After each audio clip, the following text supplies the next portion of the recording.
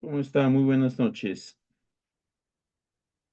Vamos a desarrollar la sesión número 2 de este curso de elaboración de expedientes técnicos de proyectos productivos y sociales. Ya en la sesión anterior, en la sesión uno, habíamos hablado sobre el marco general de este tipo de proyectos e Invierte P, cuáles son las características y cómo es que este se va a ir generando, va a irse gestionando dentro del proceso y el sistema de inversión pública vigente en nuestro país. Y ahí habíamos visto de que la entidad rectora tiene una serie de lineamientos que obligatoriamente nosotros tenemos que seguir. También habíamos hablado sobre el expediente técnico y las características que éste tiene, teniendo en cuenta que estos proyectos de tipo productivo se caracterizan porque van a generar impacto económico directo sobre los beneficiarios a raíz del espacio de venta, de comercialización, de intercambio que tiene el producto generado en este tipo de proyectos, ¿no? Que se va a poder colocar en un mercado definido a un monto y que ese importe que va a generar va a ser considerado como ingreso directo a los beneficiarios. Entonces, siempre nosotros debemos de tener en cuenta que el expediente técnico va a tener estas características.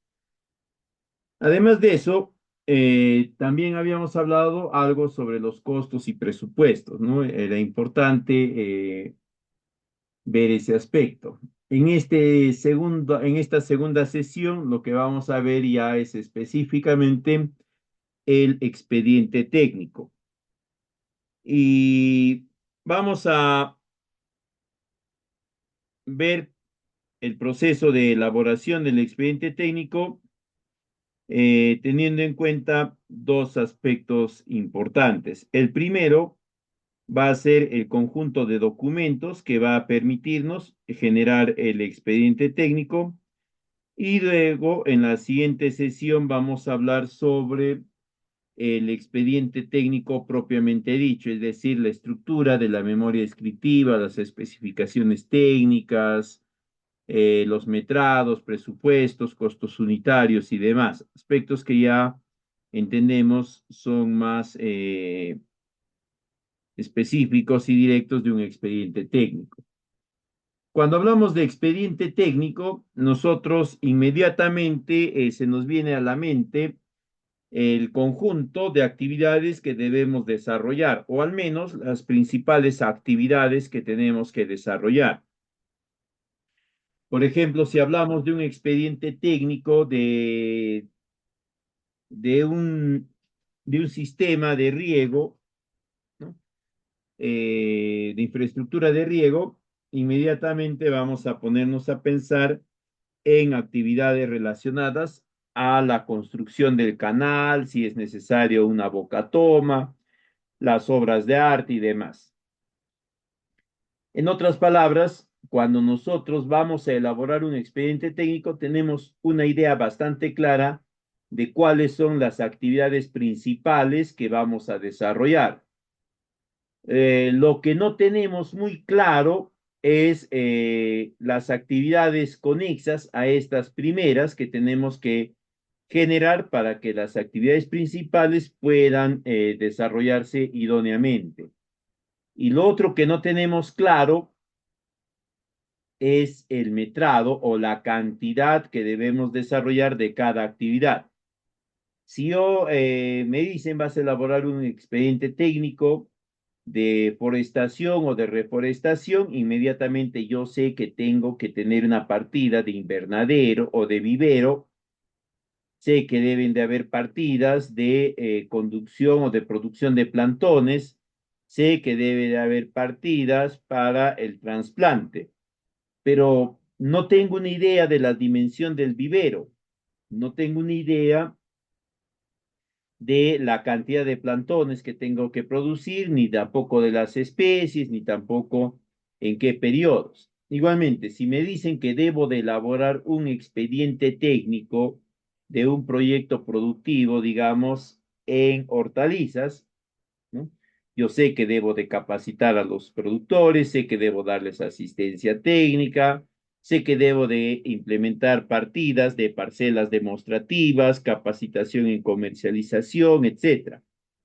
Lo que no sé es para cuántos, no sé a cuántos tengo que participar, capacitar, ni tampoco en qué lugares tengo que realizar las capacitaciones, ni tampoco tengo muy claro los temas que voy a desarrollar en las capacitaciones.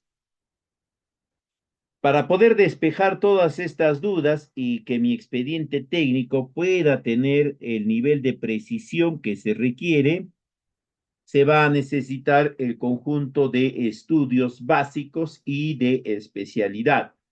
Estos estudios básicos y de especialidad son estudios independientes uno del otro, que tienen como característica aportar información específica, especializada sobre la materia particular de el estudio, ¿no? Por ejemplo, si tengo un estudio hidrológico, me va a dar información especializada, específica del aspecto hidrológico de la zona de intervención. Si tengo un estudio de suelos, me va a dar información sobre los suelos, la calidad de los suelos, la capacidad de uso de los suelos, etcétera. No va a tener nada que ver ahí el estudio hidrológico. Cada estudio va por su cuenta, pero sí nos va a servir para definir las características de las partidas.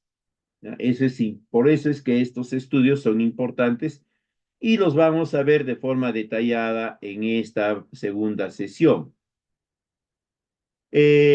No recuerdo si les he comentado, pero cuando hablamos de expedientes técnicos en el marco de la inversión pública, el expediente técnico ya no tiene únicamente un aspecto o una característica técnica y otra financiera, sino también ya va a tener una característica legal.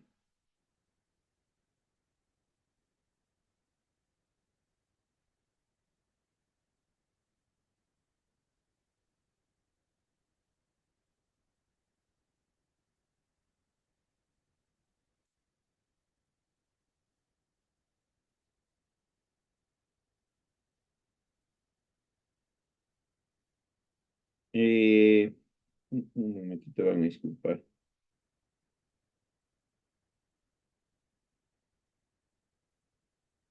Va a tener una característica legal porque el expediente técnico en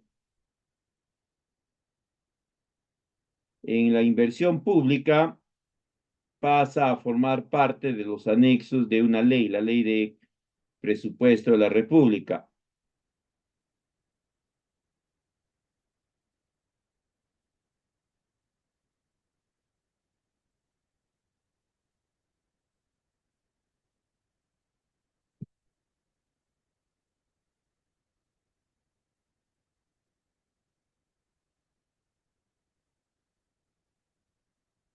Entonces, debemos de tener muy en cuenta eso para evitar caer en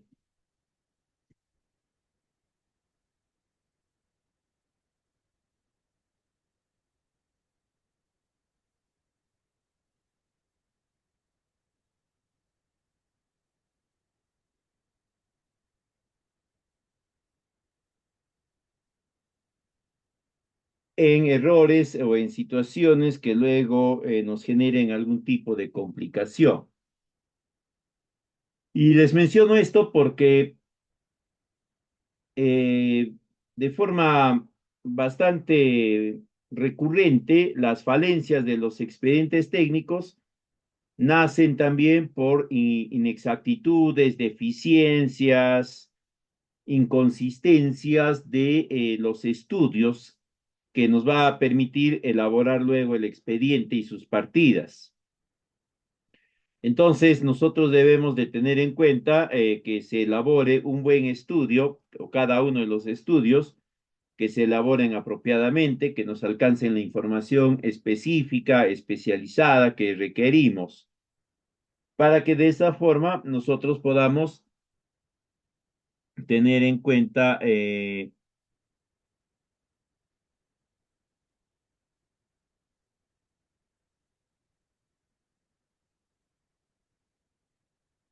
la elaboración de un expediente técnico más preciso. Hay que recordar que el expediente técnico es un documento detallado, ¿no? Es un documento muy preciso en cuanto a a las actividades y sobre todo a los plazos y presupuestos que se consignan en él.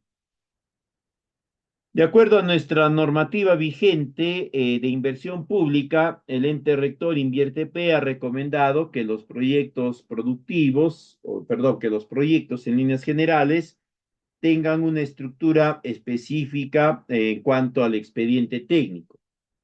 Y lo ha dividido en cuatro grupos de documentos. El primer grupo, denominado estudios, que es el grupo en el cual se va a incorporar los documentos que nos van a alcanzar información especializada de las diferentes actividades del proyecto.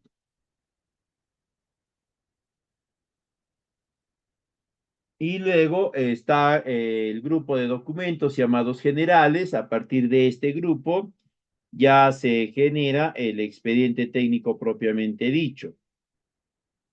Entonces, en el primer grupo de documentos de estudios, nosotros vamos a encontrar estos informes especializados que se han elaborado para alcanzarnos información que nos va a permitir definir a detalle las características, cantidades, plazos, presupuestos de cada una de las partidas. Luego ya están los otros grupos de documentos generales, ingeniería, presupuestos, que están más orientados a las características propias ya del expediente técnico. En el primer grupo de estudios vamos a encontrar que hay algunos estudios generales. ¿Qué quiere decir esto? Que son estudios que todos los tipos de proyectos, todas las entidades, tanto públicas como privadas, deberían de generar. ¿Ya? No existe forma en que alguno de ellos no lo vaya a hacer. Luego tenemos el grupo de documentos denominado, perdón, dentro de este grupo de documentos de estudios, vamos a encontrar que los estudios obligatorios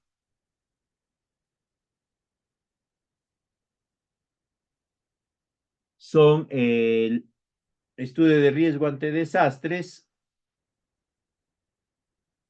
este de acá, el estudio del plan de monitoreo arqueológico, que es, digamos, el instrumento a través del cual se va a verificar la pertinencia del CIRA. Luego tenemos la gestión de riesgos en ejecución de obra, también es un estudio obligatorio. De ahí tenemos ya el estudio de impacto ambiental, que es el otro estudio obligatorio para todos los tipos de proyectos.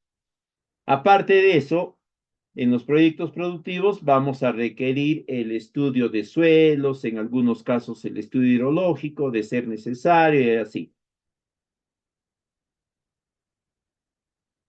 En el grupo de documentos denominados generales, que ya forma parte del expediente técnico propiamente dicho, vamos a encontrar el formato 8 de Invierte P. Luego tenemos el resumen ejecutivo, la ficha técnica, la memoria descriptiva, la memoria de cálculo, las especificaciones técnicas, el plan de seguridad y salud en el trabajo, que también es un documento obligatorio para todos los tipos de proyectos. Todos los proyectos deben de generar este documento. De ahí en el grupo de documentos de ingeniería vamos a encontrar los planos, todos los planos habidos y por haber, dependiendo de la complejidad y si hay infraestructura o no. El listado de equipamiento, el equipamiento, todos los planos específicos. Luego tenemos el grupo de documentos de presupuestos y cronogramas, donde vamos a encontrar todo lo que es relacionado al presupuesto en sus diferentes presentaciones, agrupaciones, ¿no? El presupuesto es agregado, el presupuesto anual de gastos generales, el de costos unitarios, el de insumos, todo ello. También va a estar las planillas de metrados, los insumos que se requieren, las fórmulas polinómicas y el cronograma valorizado. Igualmente vamos a encontrar la programación de actividades, ¿no? A través del PER o otra forma. Es importante recordarles que esta estructura es obligatoria de cumplimiento en la inversión pública. En la inversión privada, obviamente el privado va a tener un formato particular, pero debe de guardar cierta correspondencia con esta documentación que nos solicitan, ¿ya? Bien, vamos a hablar ahora sobre los estudios básicos y específicos o de especialidades. Como ya les había mencionado, hay un conjunto de estudios que son obligatorios a ser generados por todos los tipos de intervención. No se escapa ninguno, ¿no? La inversión pública, la inversión privada, en todos los sectores, sector educación, sector agricultura, medio ambiente, energía, etcétera. ¿Por qué? Porque se entiende que de la precisión de estos estudios vamos a poder nosotros determinar a detalle los aspectos o los rasgos característicos de las partidas de nuestro proyecto. Eso va a permitir la precisión de nuestro expediente técnico. En otras palabras, si los estudios están bien conducidos, nuestro proyecto se entiende va a ser mucho más preciso, mucho más exacto, tanto en términos de presupuestos como también en términos de plazos de ejecución. El primer estudio importante que debemos de tener en cuenta es el estudio de riesgos a desastres y cambio climático. Este es un estudio que ya les dije es obligatorio. Básicamente es un estudio que nos va a alcanzar información en dos contextos. Primero, en el contexto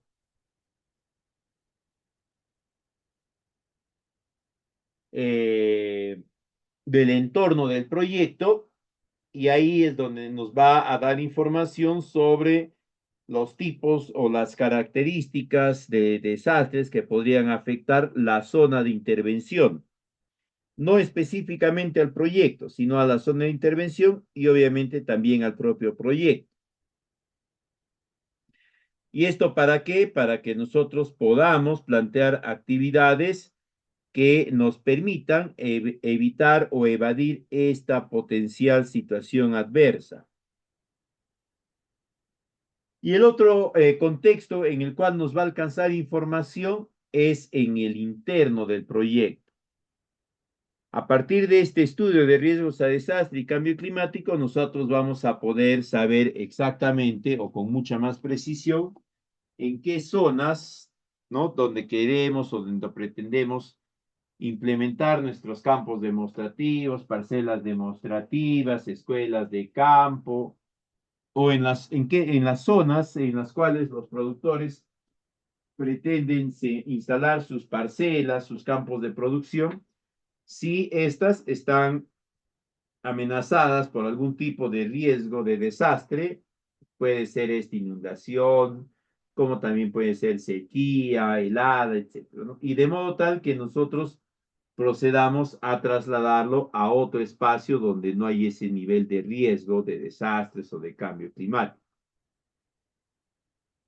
Este tipo de estudios lo tiene que desarrollar un especialista, ¿no? Que además tiene que estar registrado ante CNEPRED para que los resultados del estudio tengan validez. De lo contrario, van a tener validez, exactamente no sería para que tengan validez, sino para que la entidad sectorial los admita como tal, ¿no? Eh, Van a ser pertinentes, pero tal vez no tengan validez o van a ser considerados como deficientes porque el profesional que lo ha elaborado no forma parte de la red institucional que se ha establecido para este tipo de estudios.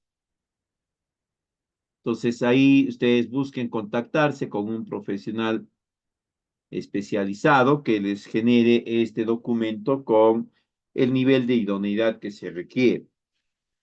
Básicamente, en este estudio, lo que va a hacer el profesional es analizar el riesgo, la vulnerabilidad de la zona de intervención ante los posibles desastres naturales que se puedan presentar. Va a definir en primera instancia los tipos de peligros o el peligro al cual está vinculado la zona de intervención. Después de ello, va a estimar el riesgo. ¿Ya? Para poder estimar el riesgo, va a analizar las vulnerabilidades a las cuales está expuesto la zona de intervención o el punto específico que se está analizando. Se tienen 8 niveles, 8 tipos de vulnerabilidades. El especialista va a trabajar mínimamente con 4, las 4 primeras que están ahí en la PPT, y adicionalmente puede también incorporar algunas de las otras 4, ¿no? 2 o 3 más. Eso ya queda a criterio de él y también a criterio y acuerdo, concordancia con ustedes, ¿ya? Pero las 4 primeras vulnerabilidades sí son obligatorias. La vulnerabilidad ambiental, física, económica y social son obligatorias. Cada una de estas vulnerabilidades tiene sus variables y también tiene sus niveles.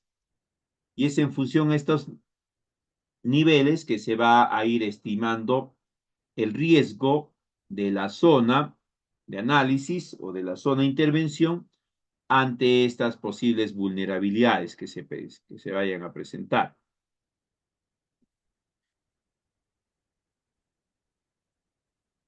Más o menos, la estratificación de la vulnerabilidad se da siempre en 5 niveles, desde una vulnerabilidad baja, una media, alta y muy alta.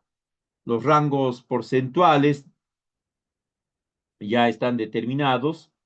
El especialista va a emplear una serie de procedimientos para realizar los análisis e ir cuantificando estas vulnerabilidades. Y a partir de ello, va a determinar la estratificación de cada una de las vulnerabilidades, ¿no? En total de las 8, de mínimamente 4 de ellas.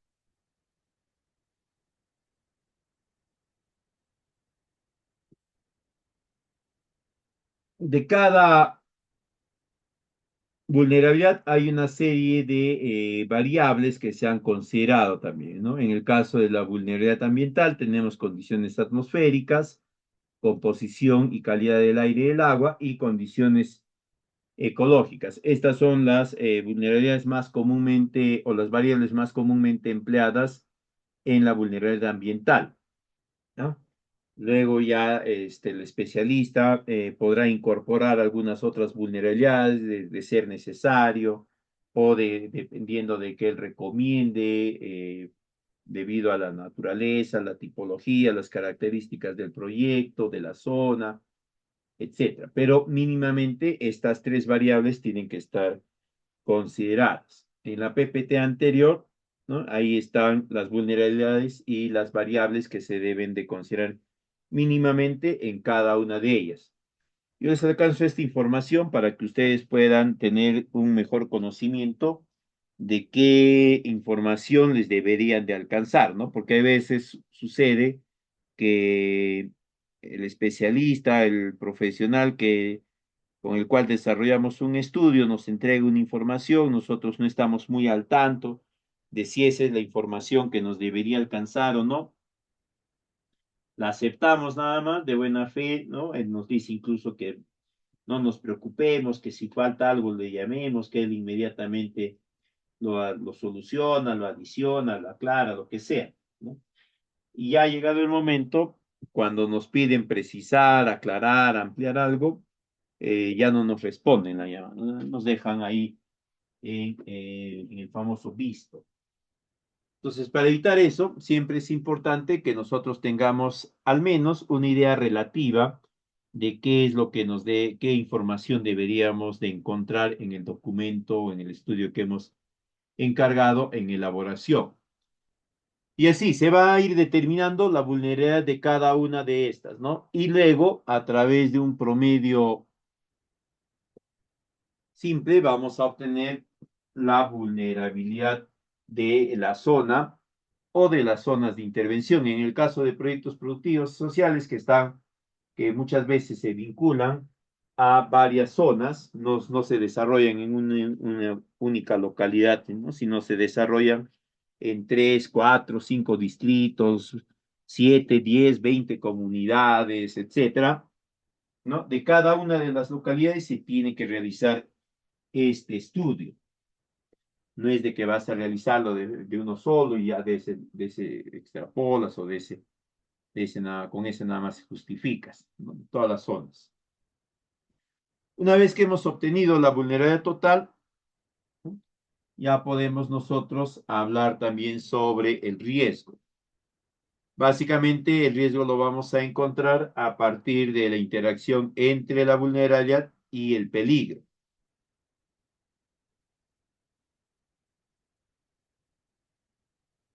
Una vez que hemos determinado el riesgo, ¿ya? Que puede ser muy alto, alto, medio o bajo, nosotros vamos a poder ya generar, o mejor dicho, el especialista va a generar un conjunto de recomendaciones que van a tener dos orientaciones. La primera va a ser para la zona de intervención, la zona de influencia, y el segundo va a ser para el proyecto. Entonces, una vez que hemos determinado esto, en las conclusiones se nos va a indicar si en esta zona de intervención o en las zonas de intervención van a presentarse o pueden presentarse sucesos de heladas, sequías, deslizamientos, derrumbes, temblores o terremotos, etcétera. Y eso, como les mencionaba, le va a servir al proyecto para definir si en esa localidad o en esa zona todavía vamos a persistir en la instalación de la parcela, en los campos demostrativos, la instalación de campos de producción o lo que fuese. Pero también le va a alcanzar información a la entidad, es decir, al gobierno local, regional, entidad sectorial, etcétera, quien nos haya encargado la elaboración del expediente técnico.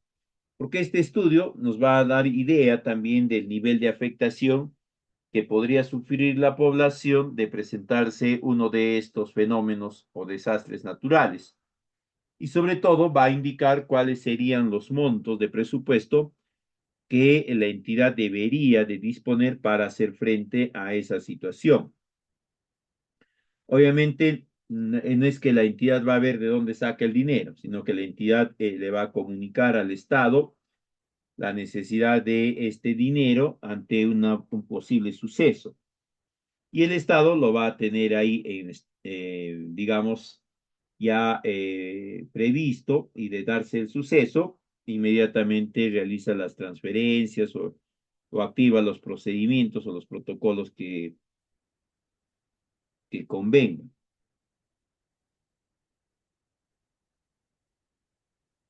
Entonces, cuando ustedes manden elaborar este estudio, deben de verificar que se haya elaborado en este sentido y que les alcance ese tipo de información.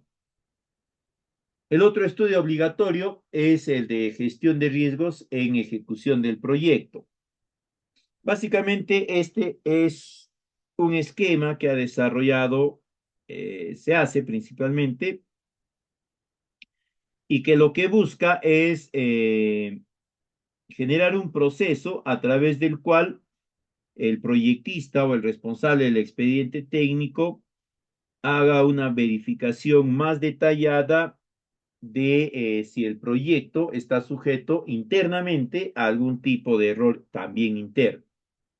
Y estos riesgos pueden ser de deficiencias en el diseño, es decir, hemos diseñado mal el proyecto, en lugar de poner 15 comunidades, hemos puesto únicamente 13, por lo tanto el proyecto, el presupuesto va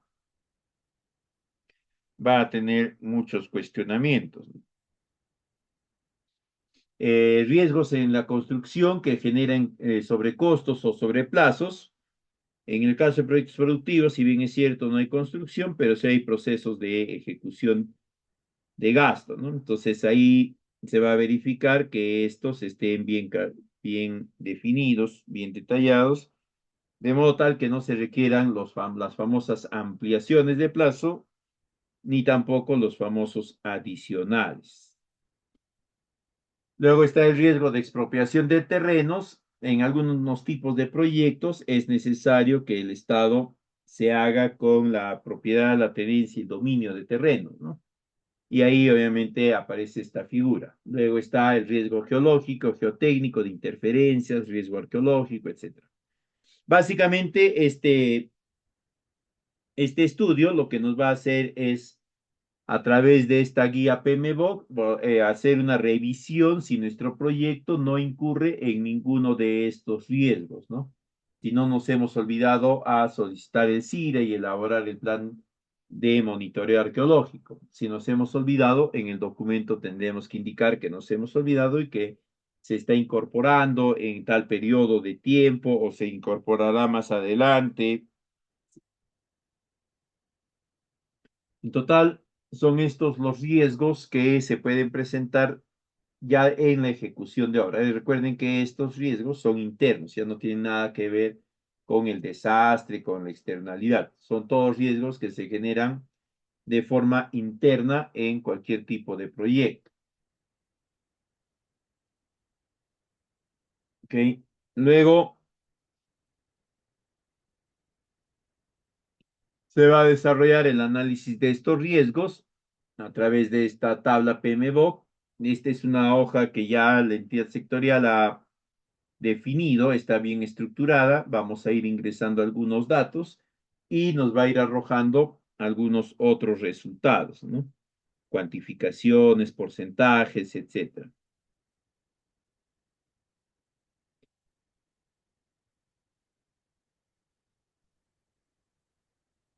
Este es más o menos el anexo 3 de la guía, ¿no? Y acá vamos a considerar la descripción de los riesgos, la prioridad del riesgo, etcétera, para ir determinando la información necesaria de estos.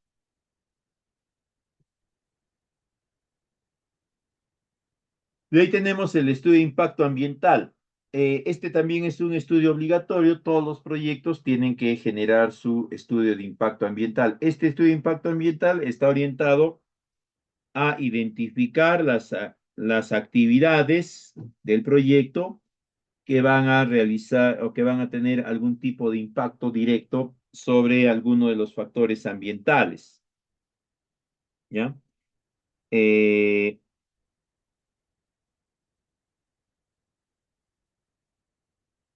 Según nuestra normativa, la metodología mínimamente aceptada es la de la matriz de Leopold, ¿no? Es una matriz relativamente sencilla, de fácil manejo, que nos permite analizar con algo de detalle la interacción individualizada de la partida con cada uno de los factores ambientales que forman parte de esta metodología. Luego se le va asignando unos valores y se proceden a realizar las operaciones básicas, no sumas, restas, para definir los montos finales. ¿Ah? Acá está en resumen cómo se procede. Cada uno de los casilleros de interacción se divide en dos segmentos. En la parte superior, en la parte izquierda, va a ser la magnitud, que puede ser desde más 10 hasta menos 10. En la parte inferior está la importancia, que tiene una sola graduación, ¿no? Desde 1 hasta 10. más o menos se procede a calificar en ese sentido, ¿no? Si la magnitud es puntual, el rango va de 1 a 12. ¿Qué quiere decir esto? Que nosotros podríamos eventualmente considerar un valor de 1 o un valor de 2, ¿no? Ahí va a quedar ya a criterio nuestro. Igualmente si la magnitud es parcial, media, extensa o total. En cuanto a la importancia, igual, ¿no? La importancia está más centrada a las consecuencias del impacto. Entonces, nosotros vamos a ir analizando y de acuerdo a esos análisis, vamos a proceder a generar un conjunto de recomendaciones, ¿ya?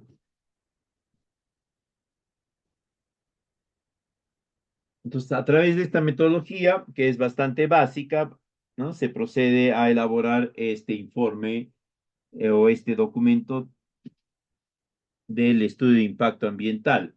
Es importante y es obligatorio, ¿ya? Las entidades sectoriales del ámbito ambiental le prestan bastante atención al cumplimiento de este documento. Pero también hay algunos otros métodos, ¿no? Un método que también les puede ser útil es el de CONESA, el de Leopold Fisher modificado, que a diferencia del de Leopold, sí te permite agrupar o ir agrupando partidas, ¿no? Y analizar los resultados de estas interacciones con partidas ya agrupadas. Eh, es relativamente sencillo, ¿no? Acá están los códigos, los parámetros de valoración más las categorías, ¿no? Sus impactos o sus niveles, ¿ya? Tenemos en total 11 parámetros: la naturaleza, intensidad, extensión, momento, persistencia, reversibilidad, recuperabilidad, sinergia, acumulación, efecto y periodicidad. De cada una de estas también se han ido generando calificaciones segmentadas por rangos o estratificadas, ¿no? Si es puntual en la extensión es 1, si es parcial es 2, si es extenso es 4 y si es total es 8. Entonces nosotros ya cuando vayamos haciendo nuestro estudio y vayamos analizando las interacciones, vamos a definir si la extensión, es decir, el ámbito de territorio que se vaya a ver afectado por el incidente, va a ser puntual, va a ser parcial, va a ser muy extenso. Si es puntual, será en la zona donde se ha generado el impacto y al menos metro, metro y medio a la redonda. Si es mucho más amplio, extenso, total, tendrá otra valoración, ¿no? Y así de cada uno de ellos. Una vez hecho eso, para determinar la importancia del impacto, se aplica la fórmula que ven ahí, ¿no? A través de esta fórmula se va a calcular esa importancia del impacto.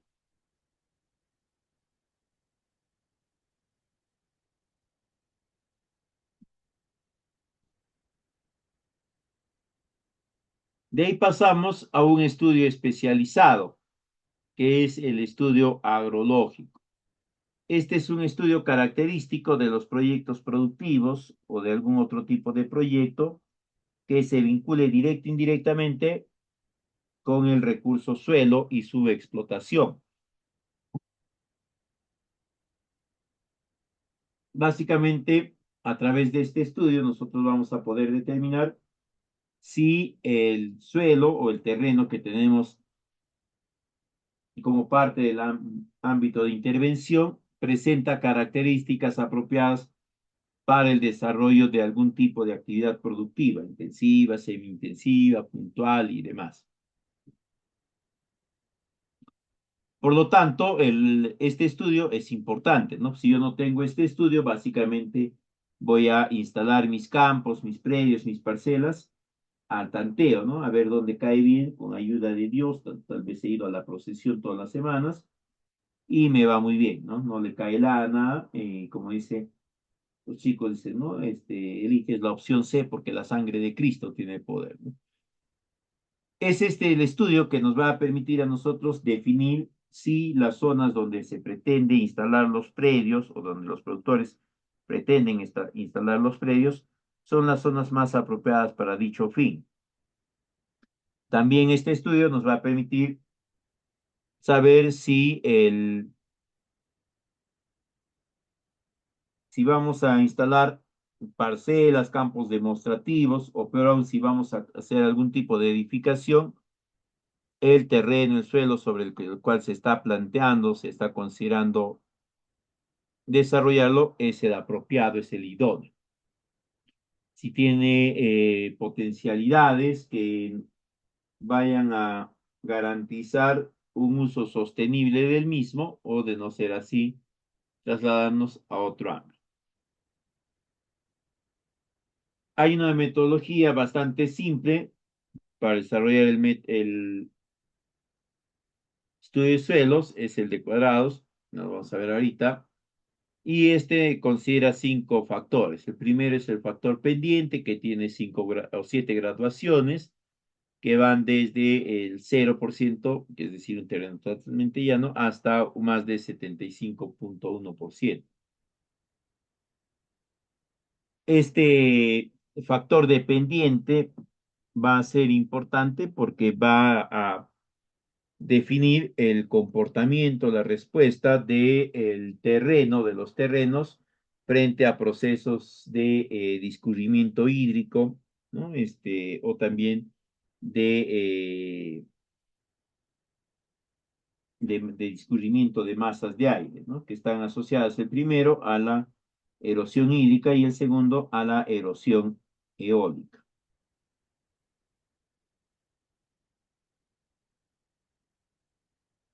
Entonces, el otro factor va a ser el factor de erosión, es decir, se va a verificar el nivel de pérdida de capa superficial del suelo, que va a estar vinculada a una reducción de la capacidad o de la potencialidad productiva del predio.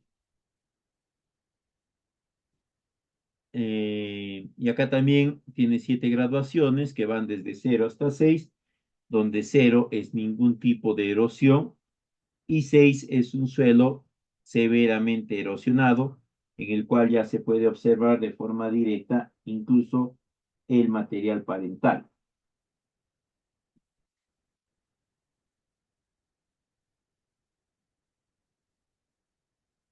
Eh, Después el otro factor es de profundidad efectiva.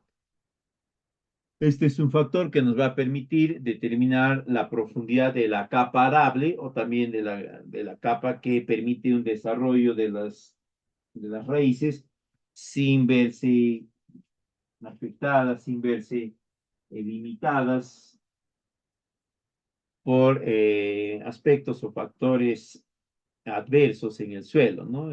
Mucha pedregosidad, eh, mucha compactación que impide que haya una buena circulación de agua, de aire, etc.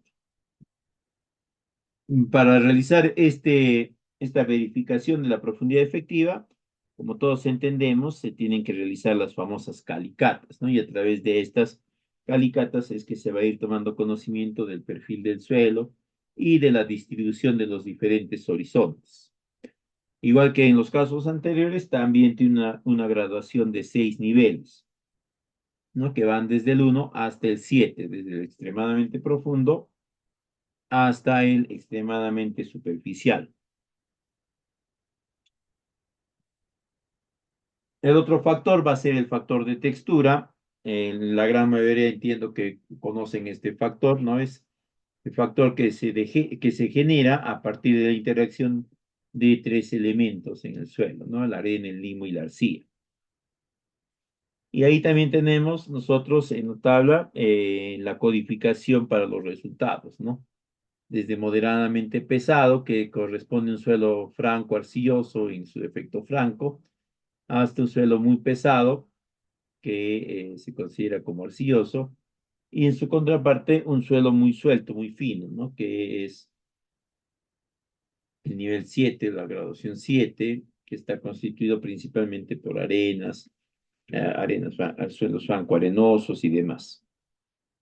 Eh, si bien es cierto, la textura del suelo va a tener un papel importante en una serie de procesos productivos, pero también tenemos que considerar nosotros la pertinencia mismo para poder determinar la real capacidad del predio o de los predios donde vamos a desarrollar el proyecto.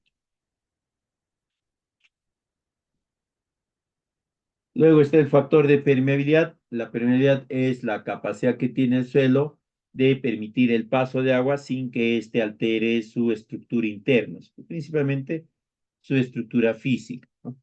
Y obviamente lo tenemos en 7 graduaciones,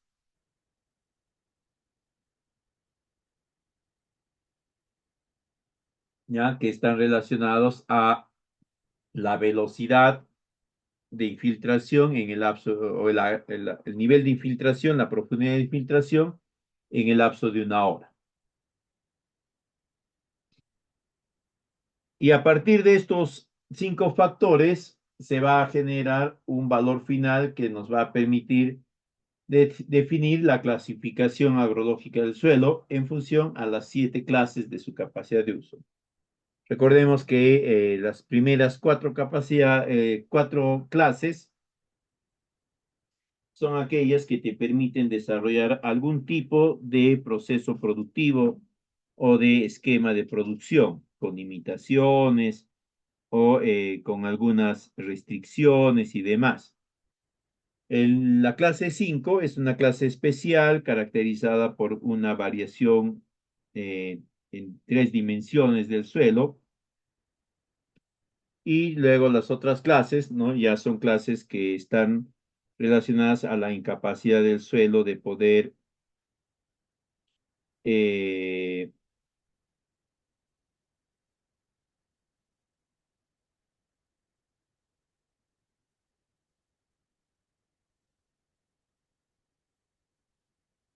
soportar algún tipo de proceso productivo,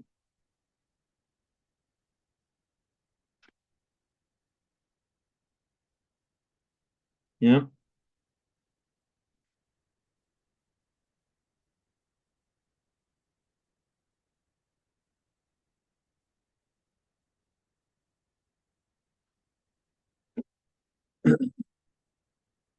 Y este es el esquema, ¿no? El método del cuadro de valores numéricos es un esquema relativamente sencillo, ¿no? A partir de las graduaciones que hemos estado viendo, vamos a ir definiendo a qué rangos corresponden las características de un terreno o de un espacio de terreno que tenemos, y de acuerdo a ello vamos a obtener un puntaje. Este puntaje nos va a determinar la clase de suelo que le corresponde.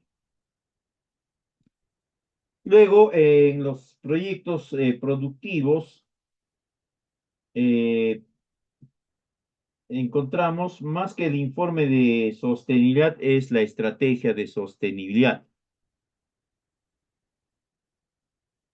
Es, acá lo que van a hacer es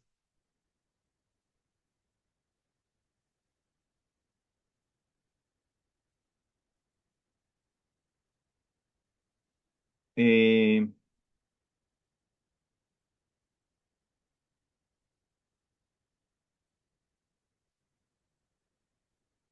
indicar cuáles son los acomodos o los procedimientos que se tienen que implementar para poder generar un esquema que permita el autosostenimiento del proyecto una vez concluido el periodo de inversión. Mientras dure el periodo de inversión, se va a poder contratar a los especialistas, a los técnicos de campo, etcétera, ¿no?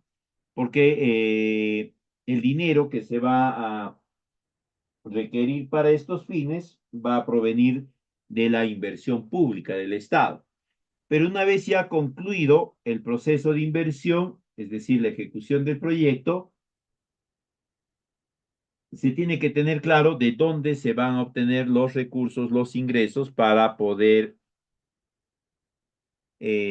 costear la continuidad de trabajo de los técnicos, de los especialistas y demás. Si este monto de dinero que se va a requerir para esto va a ser trasladado por la entidad, ¿no? A través de algún ingreso específico, especial, un canon, qué sé yo, si es un gobierno regional u otro tipo, o si se va a generar un esquema de prestación de servicios, ¿no? Es decir, que los productores van a encontrar que la capacitación, la asistencia técnica, el acompañamiento que despliegan los profesionales del proyecto les genera un margen de rentabilidad que les permite costear o pagar una parte de ese servicio, ¿no? Y con este monto que se paga, se pueda continuar con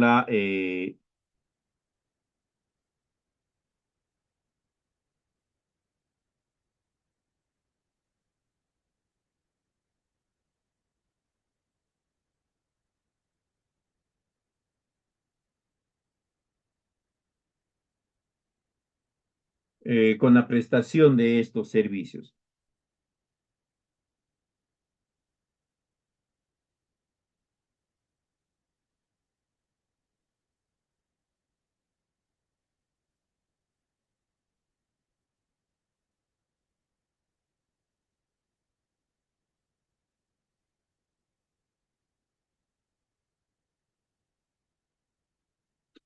¿Ok?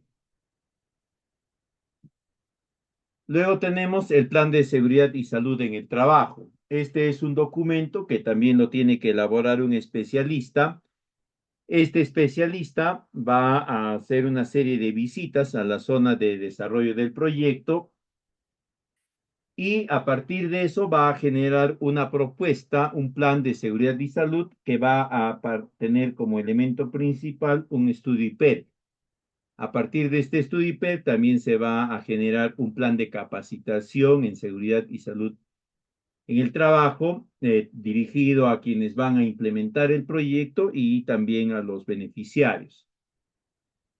Este plan va a tener que ser implementado en la ejecución del proyecto, incorporando algunos profesionales especializados, ¿no? Un supervisor en SOMA, un extensionista, qué sé yo, que va a verificar que todas las actividades que están planteadas en esta estrategia se vayan implementando apropiadamente. Este es uno de los estudios también obligatorios a la fecha. Todos los tipos de proyectos tienen que implementarlos. Este es básicamente el esquema que se va a seguir para establecer un sistema de seguridad y salud en el trabajo. El especialista lo va a generar, lo va a conducir y va a emitir al final su propuesta. Esta propuesta tiene que estar integrada al expediente técnico y tiene que estar correctamente presupuestada y planteada. Este es uno de los modelos de matriz IPER que se están empleando post pandemia, ¿no? Donde ya se incorpora los riesgos biológicos, teniendo en cuenta ya la pandemia como un posible riesgo biológico. Luego tenemos el plan de monitoreo de inexistencia de restos arqueológicos. Cuando se genera un expediente técnico, uno de los documentos que nos exigen para que el expediente técnico pueda ser aprobado es la certificación de inexistencia de restos arqueológicos, más conocido como CIRA. Pero este CIRA es un documento que nos indica que hasta ese momento en esa zona de intervención no se han identificado, no se han descubierto, no se han obtenido eh, restos arqueológicos, ¿ya? Pero una vez que se implemente el proyecto, que se hacen algunas actividades, podría darse la situación particular que se descubre, se redescubre algún tipo de patrimonio arqueológico, fósiles, cerámicas, tejidos, entierros, lo que fuese. Entonces, el Estado y la entidad sectorial vinculada a la cultura y el patrimonio cultural establecen que se debe de monitorear esa posibilidad de hallazgos, de redescubrimiento, etcétera. Para dicho fin, se tiene que generar, se tiene que proponer como parte del expediente técnico un plan de monitoreo. El plan de monitoreo básicamente consiste en una programación de una cantidad de visitas. La cantidad de visitas promedio que se plantea va entre 3 a 5 visitas, ¿no? Una visita al inicio o en momentos iniciales, una visita intermedia y una visita cercana a la culminación ya del proyecto para verificar si en alguno de esos tres momentos se han identificado algún tipo de restos arqueológicos. Esto lo elabora un especialista, ¿ya? No lo elabora el proyectista, el jefe de la elaboración del expediente técnico, nada de eso. Tiene que estar firmado, sellado y todo lo demás. Es un documento, el plan es un documento que va a acompañar al expediente técnico, además del SIRA, ¿ya? No solamente es el SIRA, sino también este plan. Ya en la ejecución del expediente técnico, en la ejecución del proyecto, de la obra, se va a tomar los servicios de un especialista para que implemente el plan, es decir, para que haga las visitas de monitoreo, de revisión y demás. Y finalmente tenemos el formato 8A de Invierte P en la sección B, donde vamos a alcanzar información específica de las partidas principales del expediente técnico que se ha elaborado. Acá se alcanza información solo de las partidas principales, ¿ya? Que se han determinado. Se debe de tener cuidado, si estamos hablando de la inversión pública, de que las partidas que se están considerando sean las mismas que se han planteado a nivel del estudio de preinversión. Y las metas también, no debe de haber variación ni de metas ni de objetivos. Si por alguna razón hubiese variación, tendrían que informar, reportar a la entidad, ¿no? A la entidad correspondiente y también a Invierte P sobre esta variación, esta modificación. Porque, por ejemplo, inicialmente se hablaba de 500 beneficiarios, ahora se habla de 600. Si Invierte P al momento de dar la declaratoria de viabilidad ha recomendado que se amplíe los beneficiarios, esa sería la justificación, ¿no? Pero si el incremento de beneficiarios se debe a que el alcalde, el gobernador, quien sea, les dijo, no, que mejor se integren otras comunidades para tener más impacto, para que todos sepan que estamos trabajando, etcétera, se tiene que justificar en ese sentido, ¿no? Es decir, la entidad tendría que haber emitido un informe técnico a través del cual justifique la variación, la modificación del objetivo y las metas. Bien, sería todo en esta segunda sesión. Si tuviesen alguna consulta, quedo atento para poderla absolver.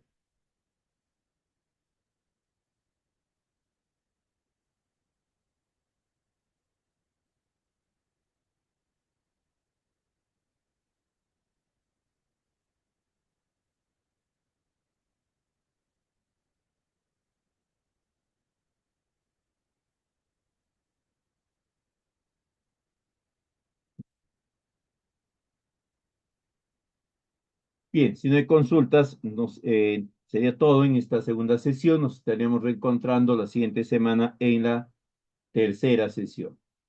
Si tuviesen más adelante, en algún otro momento, alguna consulta, con toda confianza me la hacen llegar a este número WhatsApp que está acá abajo. ¿Bien? Muchas gracias por la atención prestada. Muy buenas noches con todos. Permiso.